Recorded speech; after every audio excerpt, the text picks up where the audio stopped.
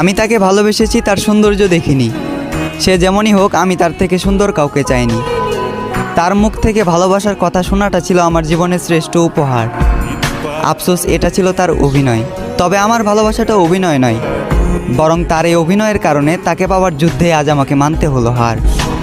একটা সময় হাসির রাজ্যের রাজা ছিলাম, আজ সেই হাসিটাকেও হারিয়ে ফেললাম। আমি জানি আমি তার প্রথম নয়, বরং দ্বিতীয় ভালোবাসা ছিলাম। তবুও সে চিন্তাবাদ দিয়ে তাকে ফুলের মতো আগলে রাখলাম। আফসোস, সে ফুলের কাঁটাতেই আমার জীবন গেল, যে ফুলটা একটা সময় আমাকেও ভালোবাসার কথা বলেছিল। খারাপ তো তখনই লাগলো যখন দেখলাম চোখের সামনে অতি আপন মানুষটা হয়ে গেল পর। চোখ দিয়ে ঝরল বৃষ্টি, বুক দিয়ে বয়ে গেল কালবৈশাখী ঝড়।